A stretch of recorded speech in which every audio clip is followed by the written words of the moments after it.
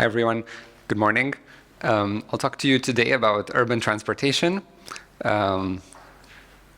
It's the first lecture of the morning, but I'd like this to be interactive, so please jump in with questions. I'll stop at a few points, but you don't have to wait for me to stop. Just jump in if something is unclear or if you have a related question or you'd like to know more. What I'm going to do today is give a few overviews of urban transportation and urban mobility especially, and walk with you through a few papers that I think are interesting, just examples of the kind of research that people have been doing in this space. And I'm going to try to focus it, as you will see, as much as possible in Africa, but sometimes I'll show you results from other countries because that's what's available right now. To begin with, I want to say that when I read even urban transportation, what I kind of think of is like this image on the left. I think of infrastructure, highways, rail, I think of vehicles, I think of congestion. And I want to make the point that we should ultimately think, whenever we're looking at these things, about human mobility. So the end goal of all of these transportation vehicles somehow is to provide opportunities for people to travel easily, freely, conveniently, etc. And in our context, in an urban space. So it's a little bit of a cheesy point. It's all about the people ultimately, but it's actually what I think it's a pretty deep point about what economics brings to bear to many of these questions in urban transportation, that ultimately we want to think about the welfare of commuters, of travelers. It's a point that I'll make lightly in this lecture, but I want you to keep it in mind, right? We don't care about congestion per se. That's not something that has value in and of itself or cost, only the extent to which it affects people. So today, and just on that point on the human side of things, just think about the size of this sector. So there are 600 million urban residents on the African continent. They make 1 billion trips or so every day, 1 billion or so hours every day spent traveling, and so on and so forth. So small changes in the organization of this sector are going to be quantitatively super important in the economy, right? Even in this static framework where we don't think of what they feed into and how they affect the rest of the economy.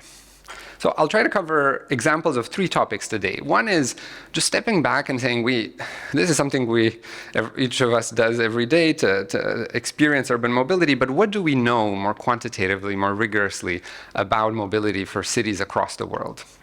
How do we measure these things? So how do we describe them?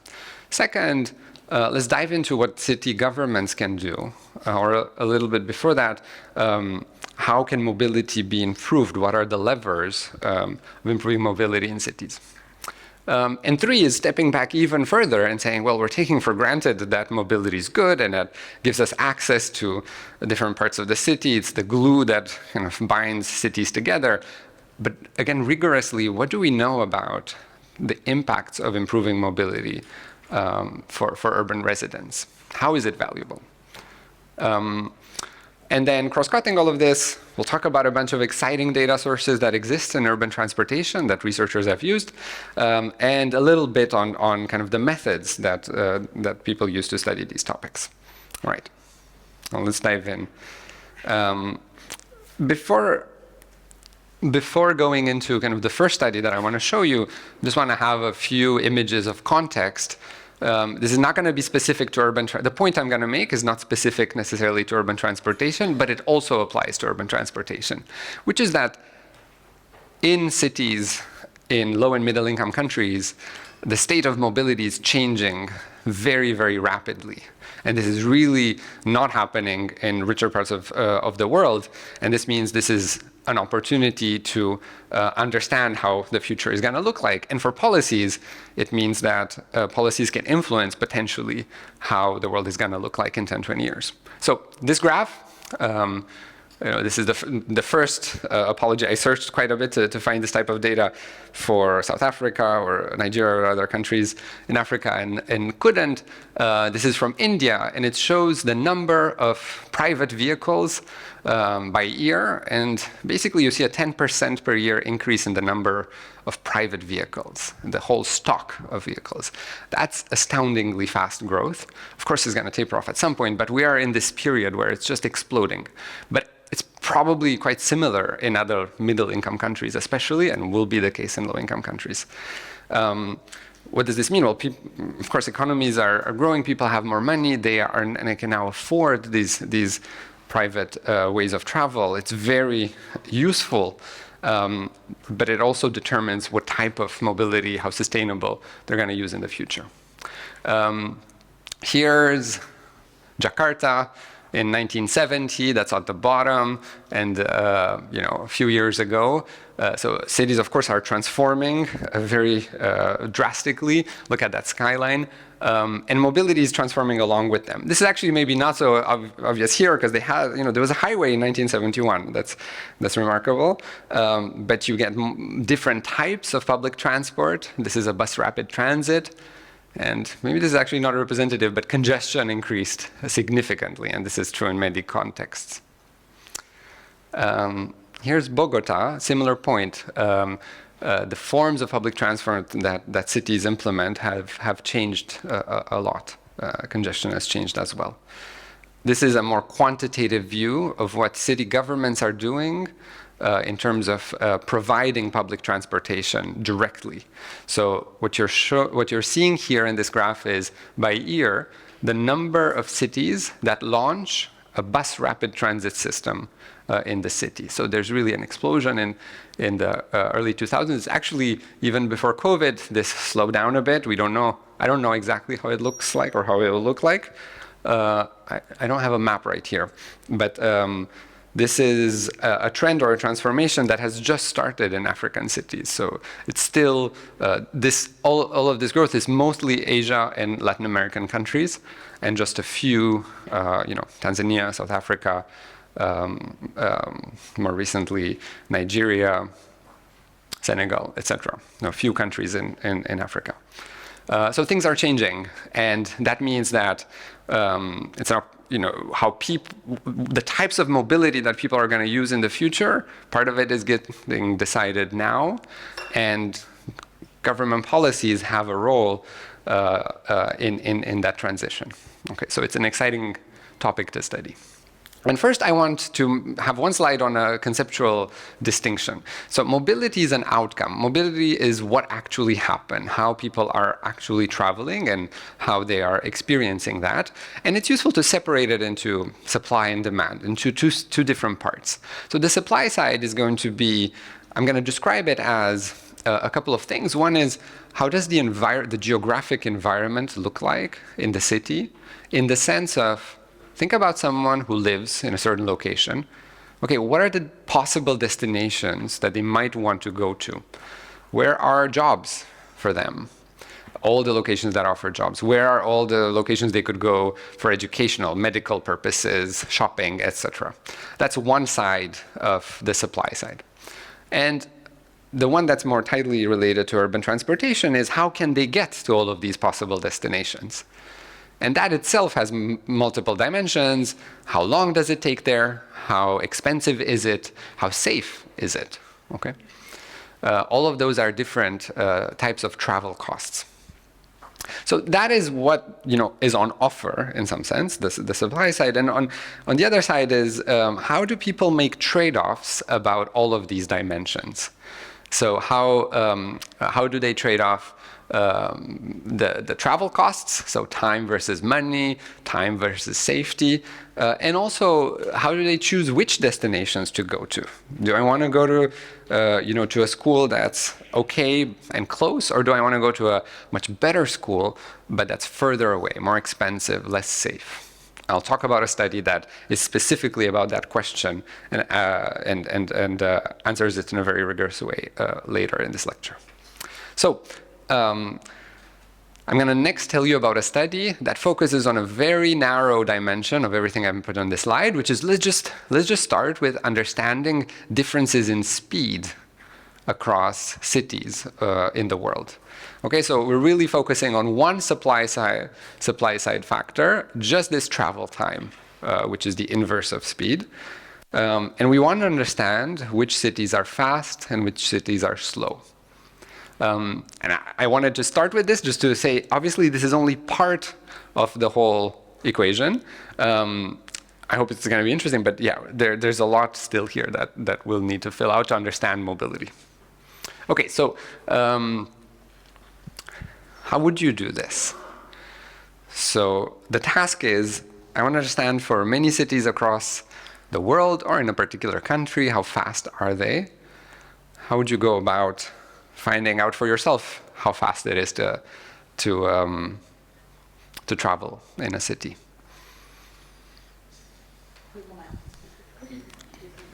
Google Maps, exactly. That's right. Okay, you just put it in the computer. How long does it take right now to travel from point A to point B? So this is what this study does, except that it does it millions and millions of times. In fact, there are two studies that I'm going to tell you about. They have the same authors, Protoy Akbar, Victor Couture, Gilles Duranton, and Adam Storigard.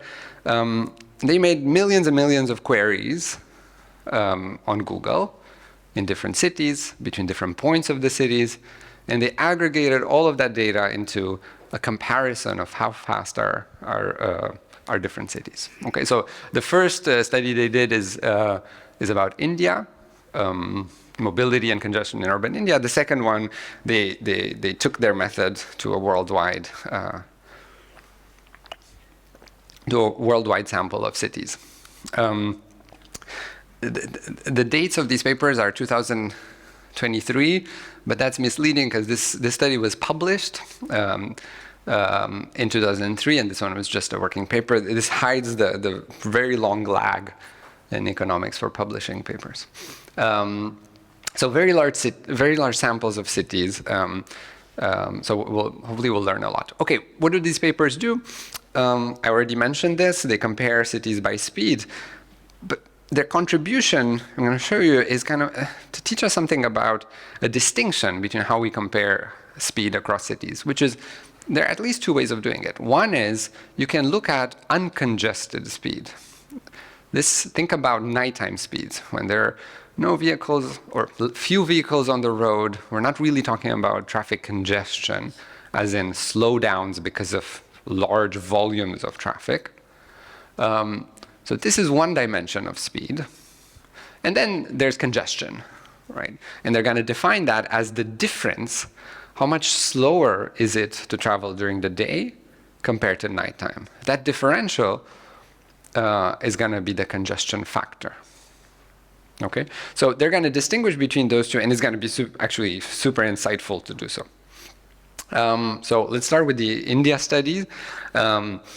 I'm going to show you graphs, and I'm going to show you kind of collapsing everything to speed, but it's useful to keep in mind that this is capturing very complex and rich realities, right? So in India, you'll have highways like this, but you'll also have traffic that is multimodal, multi-purpose. The streets itself are used, for many purposes. It's super heterogeneous in terms of the type of traffic participants. Okay, but we'll collapse all of this to what Google Maps says is speed. So a little bit more precision. What do they do? When we're talking about one city, they developed a methodology to select origin and destination points. I'm not going into detail exactly how they do it, but they pick in various ways possible origin and destination points in the city. And then they query Google about how long it takes to drive from A to B, and they repeat that for different times of the day. Okay, because we want to see how these travel times evolve over the course of the day. The data that Google Maps gives you back when you do this is the duration in time. Okay, how long it takes with congestion, without congestion. They also give you the distance, right? And so they use some standard distance, the nighttime distance, I think, to compute the speed as the ratio of these two things. Okay, this is in a nutshell their methodology. What do you think about it? And especially, would you have what kind of concerns would you have about using this type of data? Excuse me? Measurement error? Say a bit more. Is a measurement error of what kind? In some developing cities, I think Google Maps might not be as accurate as you'd expect it to be. Or road quality has been simulated and it's not captured in maps in a way that local drivers now have to get there. Thanks. So some kind of measurement, would this be classic, let me go statistics. So would it be a classical measurement error, or what kind of measurement? I mean, I guess you've described it. I mean, I guess the global sample helps a little bit in making you think that it's like classic. So like, you're not that worried about bias because it's goes to zero. But if it's all going in the same direction, then I don't know. Okay. Thanks. Any other thoughts?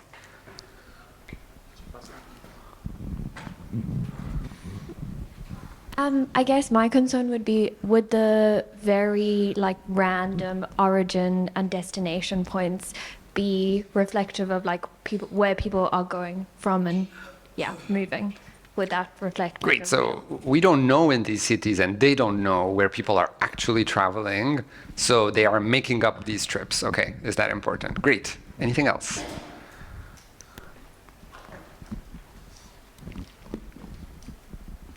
So they're using real-time queries, so there'll be volatility involved with changing traffic conditions, and both the time that they choose in the day to submit the query, and also just volatility related to random processes, car crashes, and the like. Great. So first point was, I guess, measurement error, then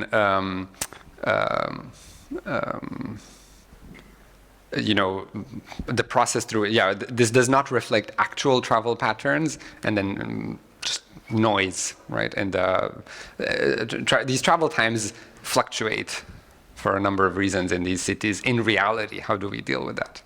Great. We're on a roll. So anything else?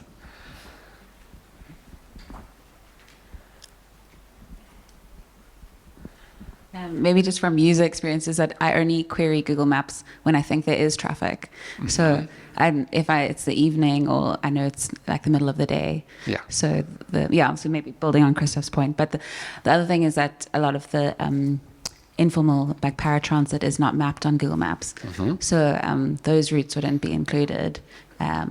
So like in Cape Town, we've just got the trains now back on Google Maps, which has been very exciting. So. Yep.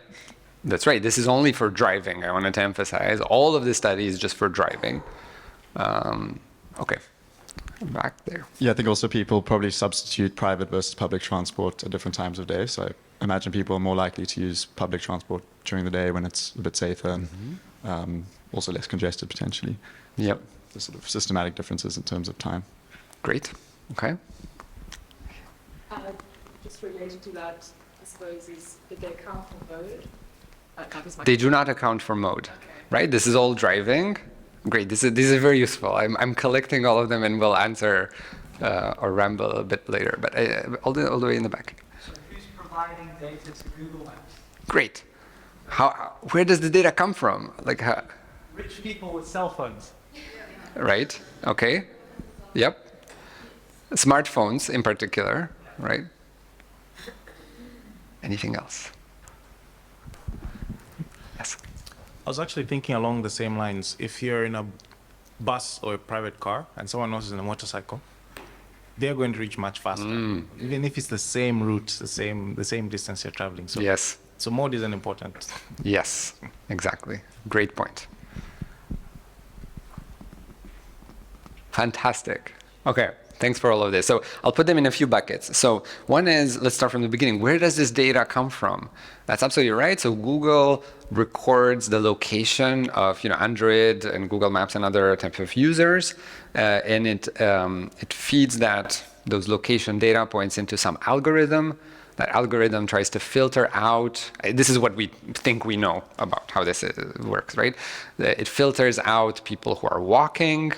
And then, it does so with a very high spatial and temporal resolution. And it gives us two things. One is, typically on this road segment, at this time of the day, this time of the week, this day of the week, what is the kind of the speed of devices that are moving on this road segment. And then it also has the more real-time version, which incorporates information from devices that are currently traveling there. So a few points about this. One is, and I'm echoing things that the researchers talk about in their paper. One thing that's nice about travel times is that you don't need to measure it from everybody who's in the traffic. Think about it like a price. To a first approximation, and I'll get to your point, everybody's facing the same traffic conditions, right? They're facing the same price of travel on a road segment. So you just need one device and a precise measurement of their speed to get the conditions, to measure the conditions that everybody's facing. So that's really nice. And they lean on that point quite a lot. Okay. Now, a big challenge to that is, and I've also anecdotally found this in Kampala, for example, is that if the algorithm needs to be very fine-tuned to distinguish between on the same road vehicles that are very fast, like motorcycles that are weaving through traffic, versus cars that are stuck. And it might not if it's not fine-tuned for cities in certain countries. The other point is kind of I think 3 questions about noise and measurement error. I think the fact that traffic conditions are volatile is not so much a problem per se, because they do their sampling in a way that is kind of orthogonal to that. So they make the queries to Google Maps at 1-hour intervals for a period of a day. Right, so they measure whatever the conditions are. And so it's true that there's noise in that, but they do it for so many origin-destination pairs that I'll show you that their estimates end up being very precise. So we're not worried so much that these are going to be very noisy reflections of reality, but we are going to be worried whether they reflect reality. So if it's a small city and there are not many smartphone users in vehicles on those roads, is the algorithm that Google has reverting to just saying there's no congestion and travel time is whatever, some default that this algorithm goes back to? I think that's a more serious concern that they need to grapple with. And they have an answer for it. They're saying, in India, remember this study is about India, the first study is about India, there were 300 million smartphone devices when they started this study, out of a population of over 1 billion, but that's not relevant. Remember their point, you just need one device on the road to measure what everybody is facing. So they think it's good enough. Yeah, but great. All of these points were super, super good. So let's start looking at some of the results. Here's the type of graph and data that they can create. So this axis is hour of the day, and here on the y-axis you have speed in kilometers per hour. And one of these graphs shows for a particular city, on average, raw data over all of the origin-destination pairs they have, what is average speed. And they plot it for 4 cities. And they do so because this makes a very nice point. So the bottom 2 lines are 2 cities in India, Thrissur and Calcutta, and the 2 top ones are 2 cities in the US. So their point is that New York City, one of the slowest cities in the US, is faster than the fastest city in their India sample. Okay, so the first point is just cities in India are slow. They're much slower than cities in the US. Their distributions don't even overlap. Now, all of these 4 curves has kind of the same shape. You know, it's faster at night, and you can kind of see 2 peaks in the morning and evening when there are kind of traffic jams, and a little bit less in the middle of the day, but not that much. Yes.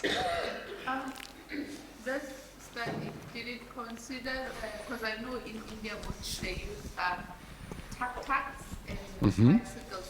So Yes, the Somewhere around here, yeah. Yes, so are they also included because they are part of the reason? And also, one of the things as well that causes a huge congestion in in India is the cows.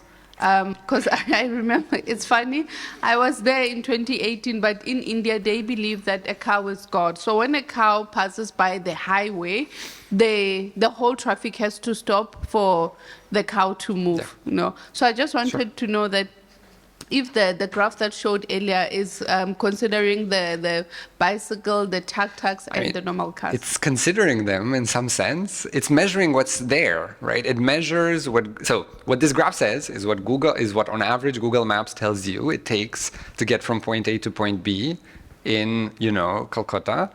And that's going to be a reflection of how long it took devices using Google Maps in reality, plus Google's algorithm. Then that gives you this. So yes, I was very academically general and broad, saying road as multi-use spaces. That's partly what I was also referring to in some sense. This reminds me of another point that I wanted to respond from the previous questions, which is related is, whether someone uses public transport versus driving. Going back to the conceptual framework that I introduced, that is their choice. The exercise we're interested in here tries to stay away from that and say, here's what I want to describe what are the conditions for one of those possible choices. I'm not going to go in right now into how people take this into account, plus stuff about public transport and how they make their decision of one versus the other. I want to describe the supply side. Okay. Yeah. But so yes.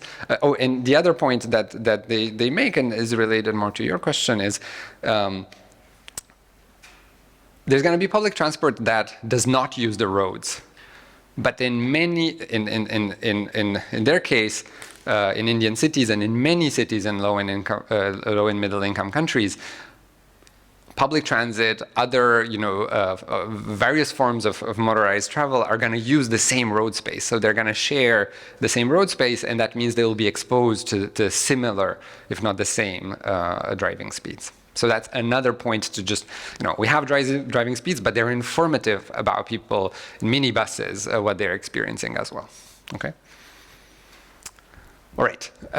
So this is their first graph. Now, there's something else here that's kind of the core of this paper, the point that it makes, that's not immediately obvious.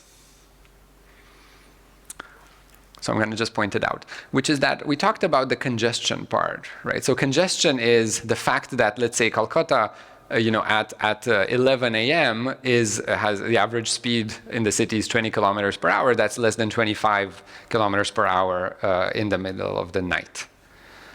But the difference between Calcutta and Thrissur is not the congestion. The whole curve is shifted up for Thrissur. So that means that Thrissur is faster at night.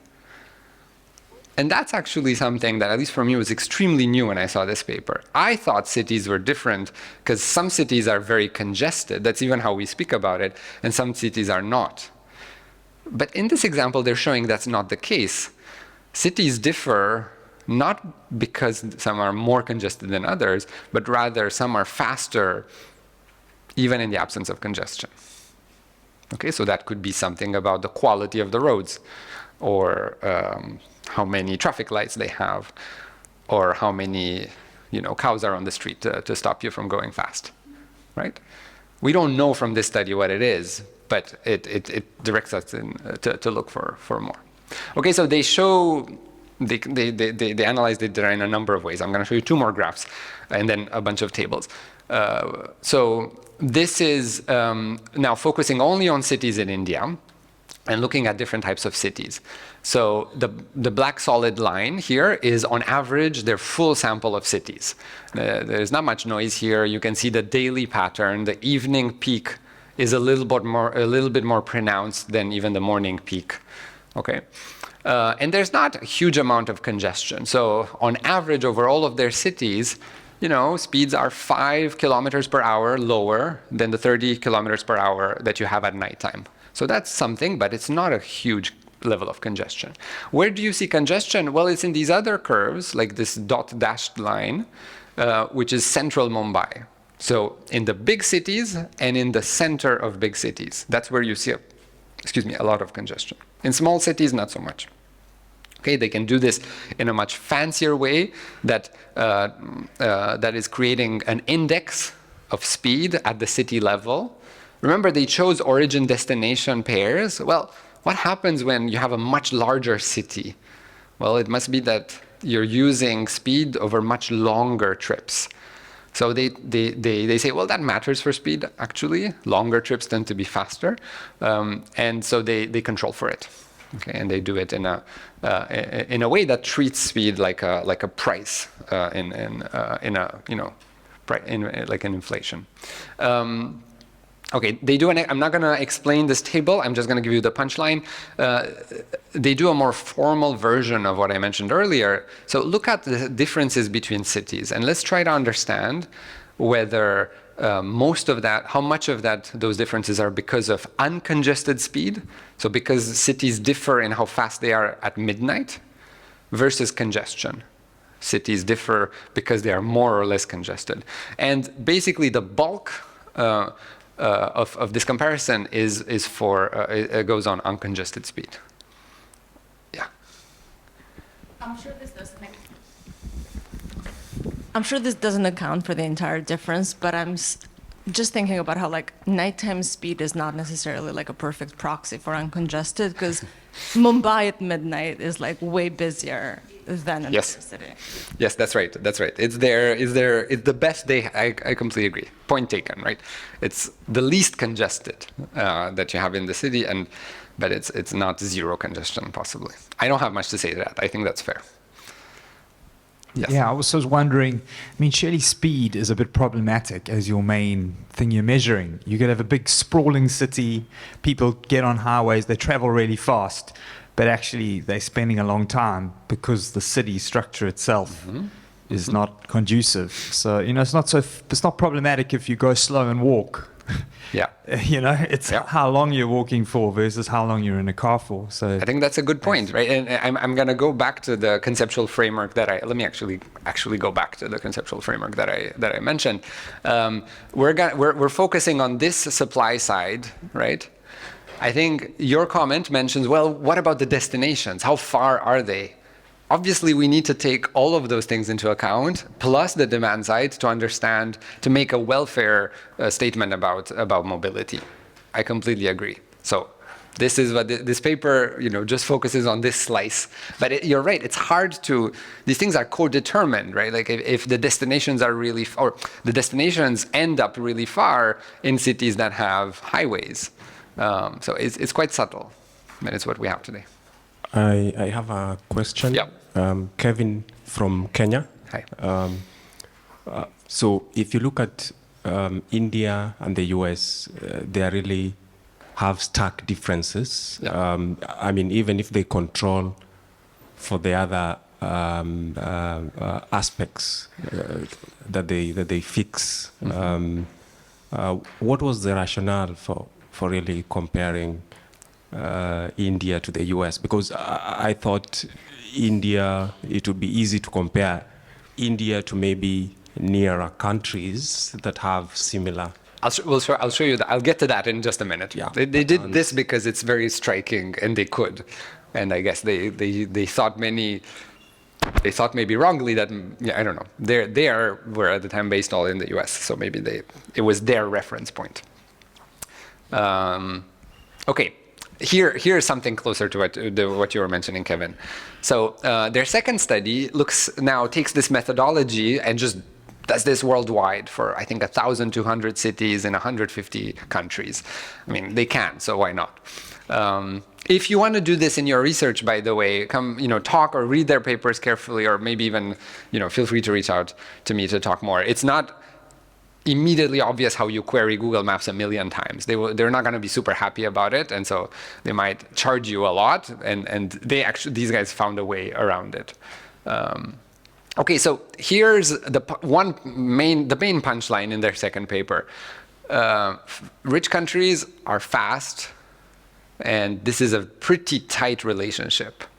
Right, so this is log GDP per capita, and this is log speed. So this means that, you know, the United States versus, you know, a country here, let's say Nigeria, is 0.5, 0.6 log points. So that's what, 80%, 90%. US is 90% faster, right? Higher speed. We're right here, right, in South Africa. So South Africa is above the trend line. It's much faster than its GDP would predict, and on the other side, Ghana is much slower. Okay, so that's the result. Now this is descriptive. I want to be very clear, right? We don't know what's going on here. Why rich countries end up? Is it that they build better roads, or they have better, I don't know, traffic management or some systems in the city? This paper doesn't quite tell us. What it does is gives us these neat rankings of different cities. So what are the fastest and slowest cities? Well, I'm going to highlight some of the slowest cities. Lagos is one of them. What else do we have from Africa? We have a city in Ghana, another one in Nigeria, and that's it, right? But also some of these kind of mega cities like Dhaka in Bangladesh and Mumbai in India.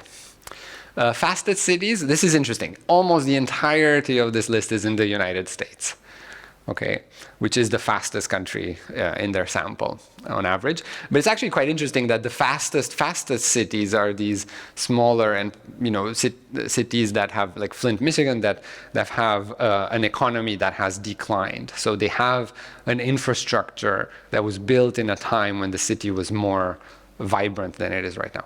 Yeah. Can you please go back to the previous slide? Yeah.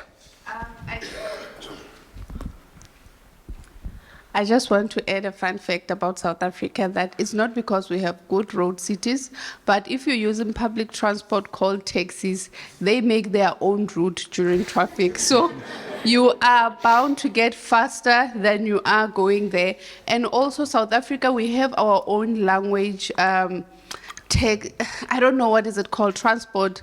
For example, if there are traffic cops ahead, someone will flash your lights. Therefore, you know that you drive slower. So there are some cues that you use in South Africa, like even when the robots are not working, because other our friends from other African countries, when they come into South Africa, they ask us, how do you know when the robots are not working, who's supposed to go and who's not supposed to go? So that's some of the benefits we have as South Africans. I think your first point is really good, right? So I've marketed this as being, we're really describing something very structural, very, you know, fundamental about the supply side.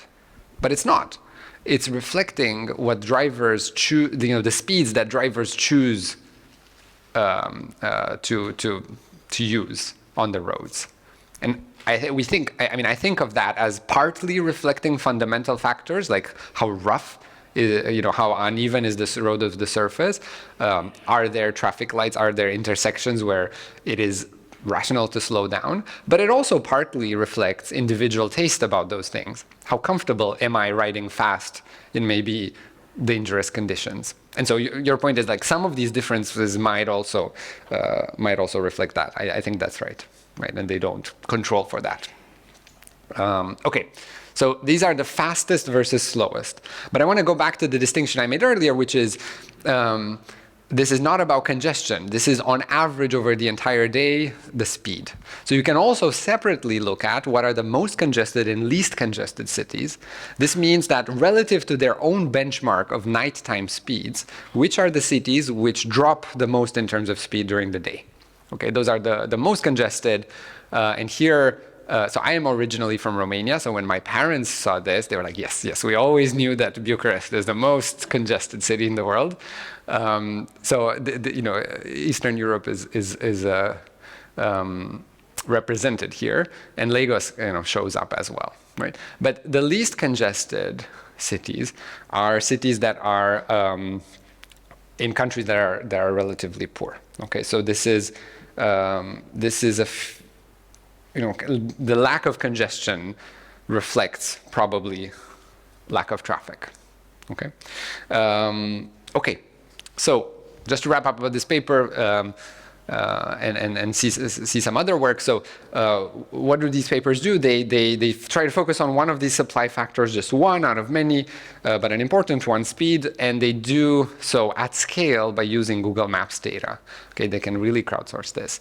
And we learn something from this descriptive exercise. I think something quite deep, which is that the uncongested nighttime speeds account for most of the differences between cities. And this is again indicative that maybe there's something about infrastructure that leads to these differences. And they're making the point that if it's okay to care about congestion per se, but that probably mostly matters in large cities and even so in the city center of large cities. So it's a more localized problem. Okay. And so that's how you get this kind of nuanced view that low-income countries are on average slow, but they are actually more congested in terms of, mega cities in these countries are some of the most congested. Great, okay. Now, what about other parts of the supply side? We don't have work like this or as comprehensive as this, telling us, for example, what are conditions in public transport in cities across the world. So that would be very nice to do, right? Google Maps has some data, but it's incomplete. It's not perfect about that. Same about monetary costs. We don't know the affordability side, although I've talked to some of you who are working on this question in South Africa, right? Same for safety. Okay, so there's much more work to be done here. Excuse me, Paul. Yes. So if the country is using the intelligent transport system, we have the public transport speeds. If a country is using intelligent transport system. For instance, like in Korea, they have an app called Naver, so it tells you what time the bus is going to come, which route it's going to take, how long, which stops, and all of that. Exactly. So Google has, yes. It's Naver, it's not Google. Right. But Google has developed this standard, data standard called GTFS, that different agencies, like transit agencies, put their operations and routes and sometimes even real-time data into that format, and then some apps can use it and Google can use it. So actually that's, when you see public transit on Google, it is through this process. And so you do have information about public transit in a bunch of cities. It's just skewed to richer countries. So something that we'll talk about next, which is privately provided transit, is very rarely covered, for example, in Google Maps, right? So that's missing, but it is what hundreds of millions of people across the world are using as transit, and so that's going to be harder to describe using this exactly type of data. Yeah, a question over there, and then Kevin. Which? That one, yeah.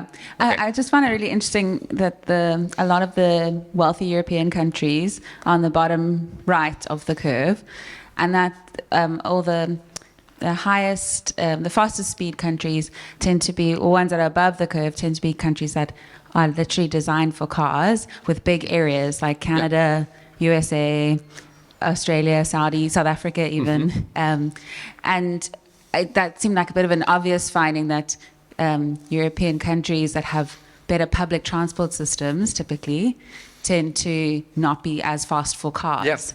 So that it seems a bit of an obvious observation, but it's just interesting to see it on the. That's right. I hadn't noticed that before, but you're absolutely right. So I mean, they highlight this, like on average, as country, richer countries are faster. We don't know that as countries get richer, they get faster. Not from this graph, but you're right. There's some of this deviation from that trend can be quite intentional, or policy, a consequence of policy. Great, thanks. That's a great point. Okay, so let's move on to policies that improve mobility. So here, the general question is. How should cities be organized? How should transportation markets in cities be organized to provide a decent level of mobility? This is a huge question and very complex, so I'll just take two slices of it and show you, talk about a few papers that are in this space. Specifically, I'm going to focus on transit. So what should cities do about transit, and also what do we know about transit in cities right now. I'm not going to talk about how to manage congestion, but I'm going to quickly mention, so one policy that's very widespread worldwide in low and middle income countries, less to my knowledge in African cities, are driving restrictions. So these are, the city comes in and says, you know, we're going to look at license plates of the cars, and then different license plates are not going to be allowed on the road at all on different days. So a very popular one is odd even. If your license plate ends in an odd number, you can drive on odd days, or vice versa, right?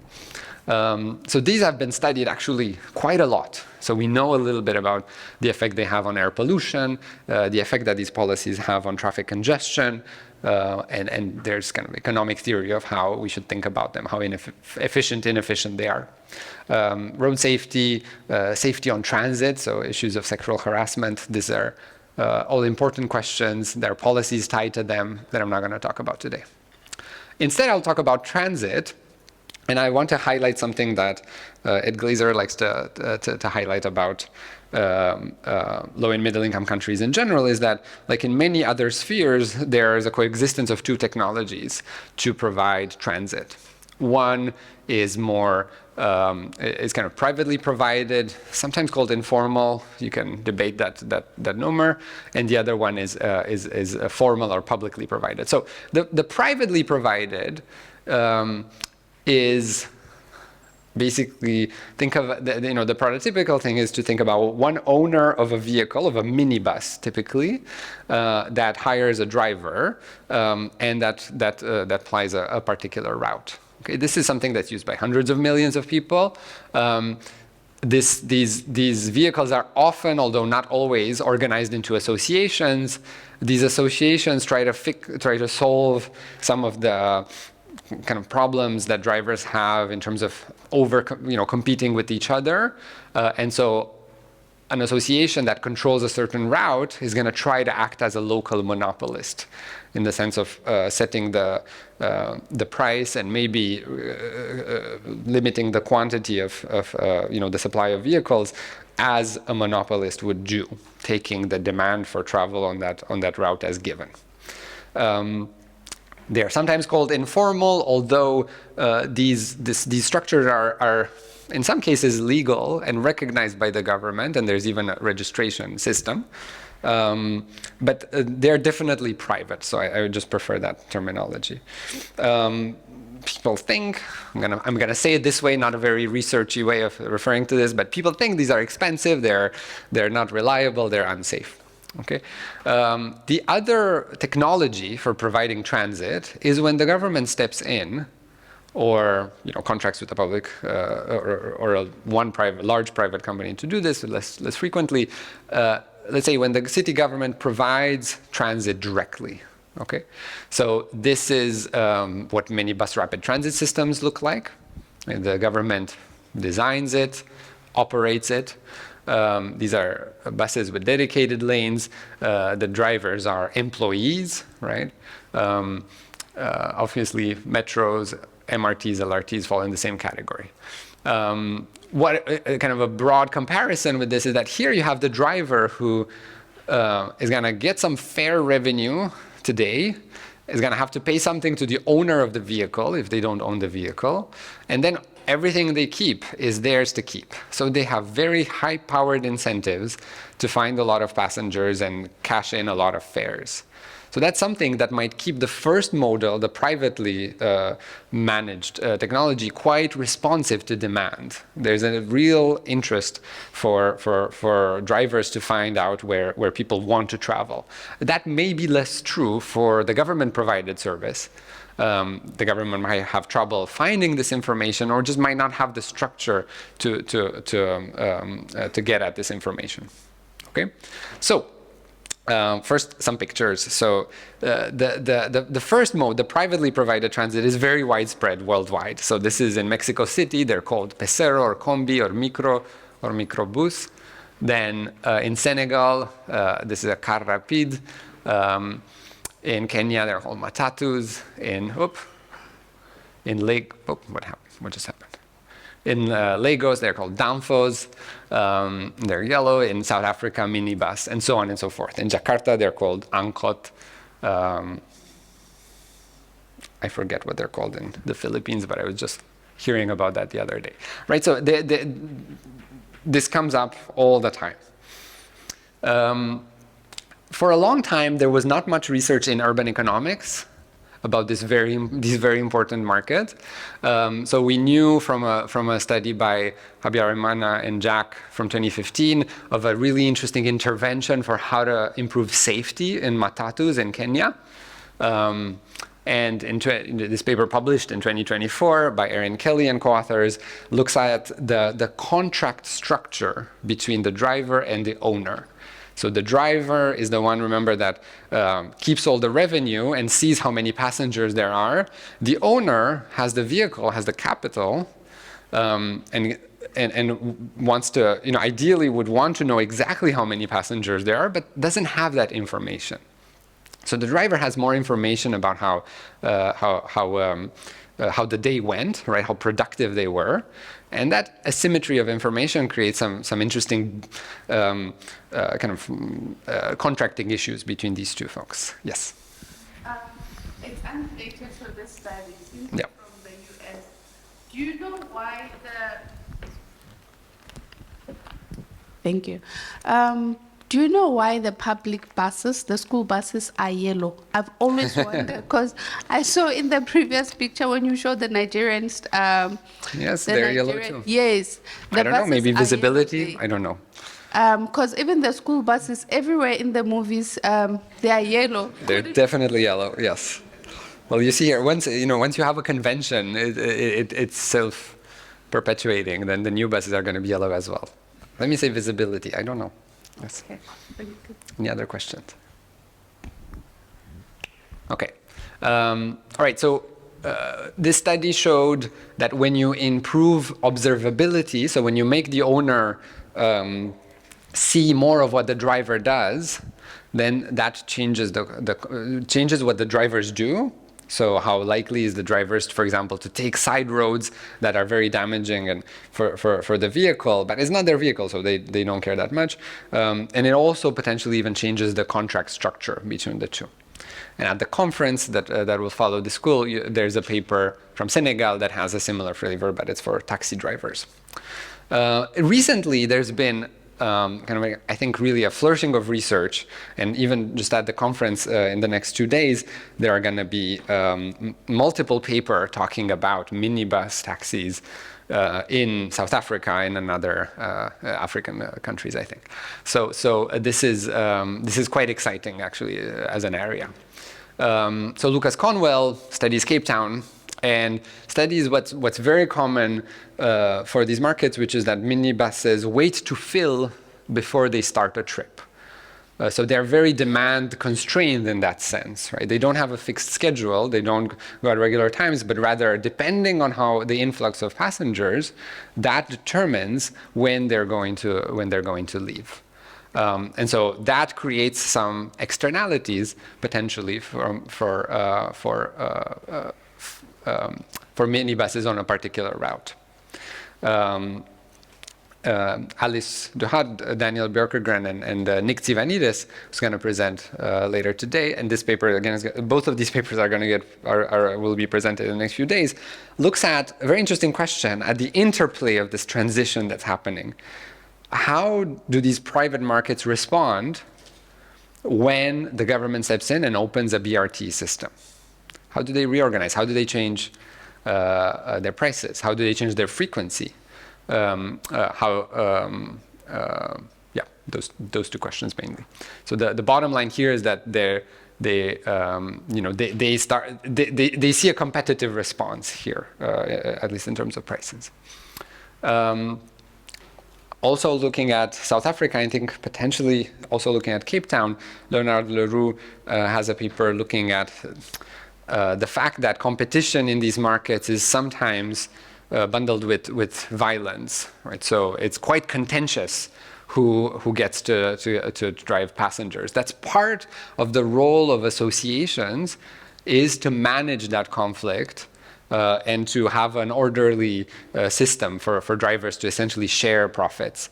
But that sometimes doesn't work, and so he studies that in the context of an increase in demand in places which are competitive. Okay, I want to show you one of the papers that was in the folder. I know you had lots of papers to read, so I'm not assuming you read this one, which is by Oluchi Mbonu. She has just graduated from Harvard, finished her PhD, and this is a study about Johannesburg, about the minibus systems there. One of the things about the sector is that it's hard to study it because of lack of data. I was just mentioning earlier that these systems usually don't appear in Google Maps. You don't know even the routes, much less about operations. So she is using some really interesting data from a company called SA Taxi that leases vehicles in South Africa. And because they lease the vehicles, they have installed GPS trackers, and they know they want to monitor the asset so that potentially they can get it back if there's non-payment. And they have all of this data, they've cleaned it, and they've shared it with researchers. So this is a fantastic way of understanding what minibuses actually do at a really large scale. And this is showing kind of endpoints of trips around Johannesburg. And this data also has the association of the vehicle that the vehicle belongs to. So that's what I'm showing here, right? This is one association, this is another one. You can see how they are spatially concentrated, okay? So one of the things she does is like a more systematic way of putting all of the locations for a given association. She defines these pixels that are majority of a certain association. Sorry, this is the figure on the right.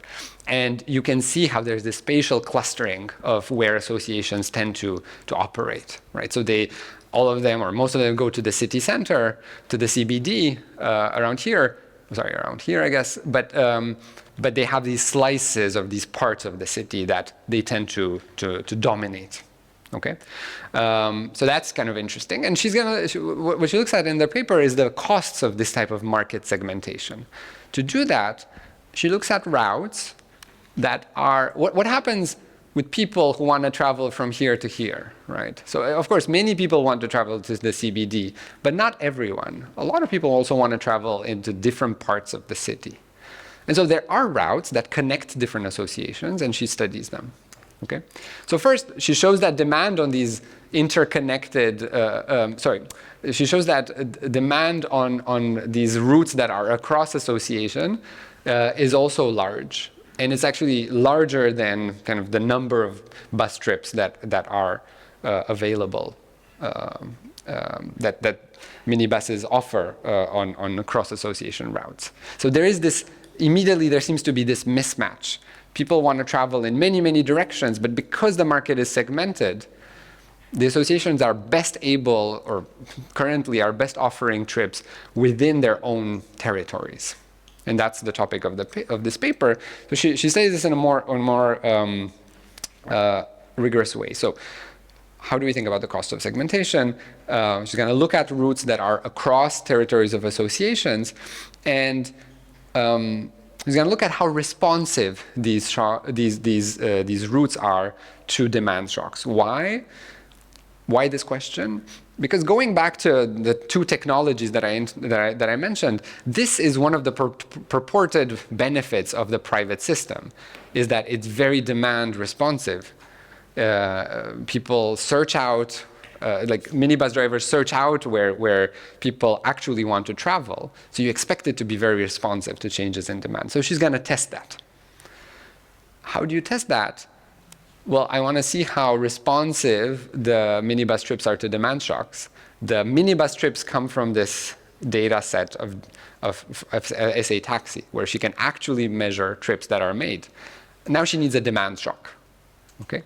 All right. What is the demand shock that she uses? She uses something super interesting, and I'd love to hear, see how people from South Africa or who know the context really well are going to respond to this. So she identifies a very kind of high frequency demand shock, mobility change that's seems very idiosyncratic in South Africa, which is that after the 25th day of the month, when people tend to get paychecks, mobility just jumps up. Right? This is another data set provided by Google. Yes? Okay, great. This is what researchers like to hear. Okay, good. So this is the graph here, right? So normalized level to some level, at 25th of the month, there's just a jump in trips to retail and recreation, and it then kind of tapers down and goes back to baseline. Same for grocery and pharmacy, and importantly, it doesn't apply to work, right? People go to work every day. Yes. However, I'm 55 now. Most people don't go to work. Okay, so well, I don't know if this is the 25th. Maybe if this is the 25th, then we actually see that. Great. Okay.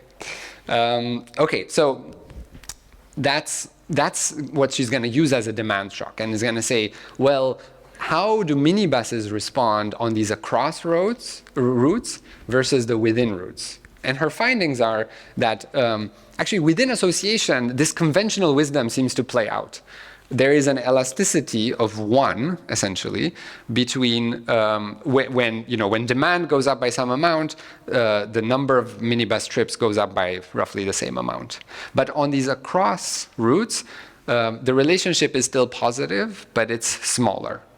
So it seems that these across routes are just less flexible to serve these fluctuations in demand. And the way she explains it is that when you have a route that connects to association, this is a carefully negotiated contract between two associations that are not super friendly to each other, but have agreed to do something.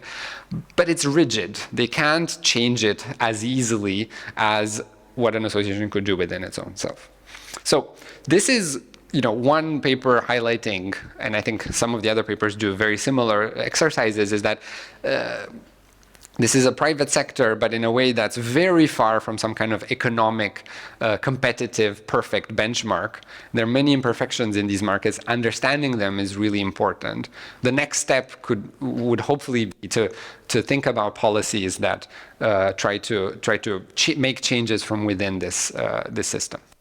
Okay, so I just wanted to check that we're like 9 minutes. We have still 9 more minutes. Okay, thank you. Great. So far, yes. Sorry, there's a question. Yeah, maybe it's just a question related to just wondering about the role of ride-hailing. Oh, sorry, ride-on. Potentially disrupting some of these informal networks and the interaction between private informal and the introduction of ride-hailing, and then potentially that gives some of the flexibility between these different sorts of associations that kind of fills that gap.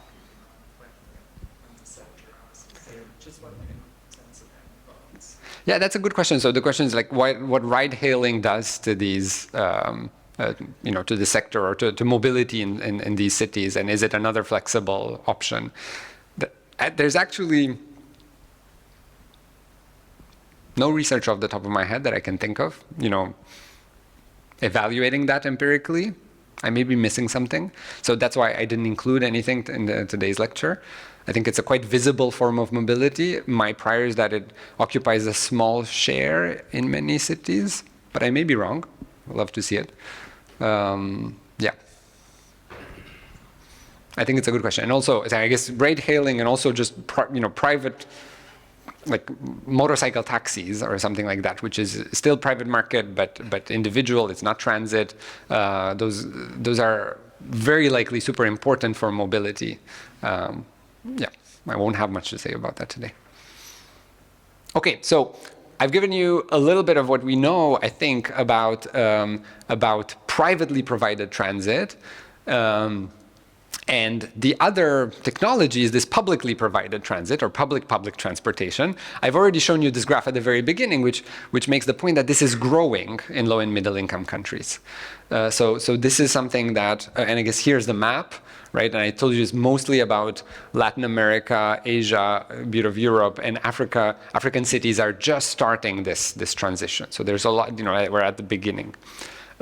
This is when the government then steps in and starts to provide public transport directly. Now, this is promising because it could eliminate some of these these market imperfections that maybe plague the previous mode, but it has its own potential set of challenges.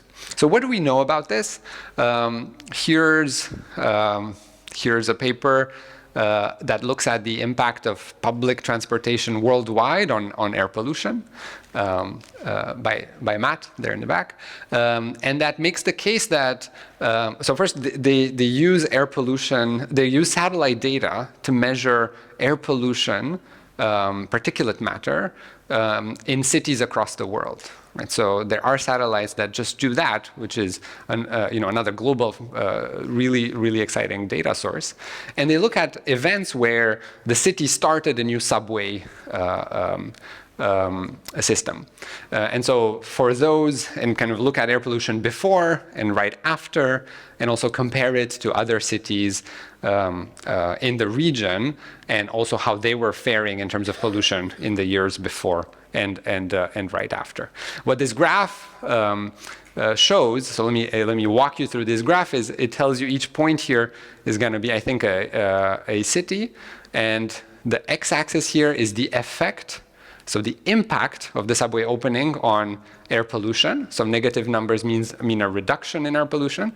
And then the y-axis is how much uncertainty we have. What's the standard error on that estimated coefficient? So points that are here very close to, in this white region, for example, have a small effect and then a lot of uncertainty, so we really don't know what happened. But a point over here is going to have a very negative effect. The subway had a very negative on air pollution, and sorry, am I saying this right? But yeah, over here, for example, very precise and very negative, right? So we know, we are very high confidence that air pollution went down. So there's a lot of noise in these estimates, but there's a preponderance of, let's say, cities where it seems like the subway opening reduced air pollution. All right, there's another paper that explores the plausible mechanism of this, like you reduce driving, people switch from driving to subway. That paper in China, using subway expansions in China, looks at traffic congestion going down when subway expands or opens. And the value of health that the Matt and co-authors do in the original paper that I recently kind of adapted to Jakarta can be enormous. So even very conservative estimates looking at the health benefits of reducing air pollution are very large compared to the travel time benefits or other commuter welfare benefits of these improvements. And another paper by Matt and his co-author Marco Gonzalez Navarro, they look at whether expanding public transit affects the city overall. And here they have the bottom line is that there's nothing in the data jumping at you saying that these improvements in these expansions of these launches of transit are transformational for growth for the cities. Okay, cities become slightly more decentralized, but do not seem to benefit a lot in terms of growth or population. I want to make one more point, and then probably I'm gonna wrap up, which is that we've seen now a lot of these expansions of public transit, and sometimes they are extremely successful. This case of Bogota, Colombia, is one. This is one that Nick Tsivanidis, who's going to talk later, is going to has studied. But there are also cases where they really don't seem to have worked. And Jakarta is one example of that. The largest BRT system in the world is in Jakarta by size, by kilometers. They have thousands of vehicles. There's this study by Arya Gadu and co-authors showing that it had no detectable impact on public transport usage and no downstream effects, probably not surprisingly, right? So it just seems like it wasn't successful. It may have even increased traffic congestion on the road because to do this, the policymakers took road lanes away from cars and transformed them into bus rapid transit, and so that obviously has a trade-off. We don't know exactly why that is, and I would say I want to just go back to the very beginning and show what's happening in Jakarta in this time is a massive transformation. Like I was showing you before, the way people travel has changed extremely rapidly, and you see this in Jakarta. So in 2002, 55% of people were using the bus. That goes down to 2.9% in 2018. What's growing? Motorcycle usage, private-owned scooters or motorcycles. These changes are just huge over a period of just 16 years. Okay, so this somehow swamped the launch of the Transjakarta system.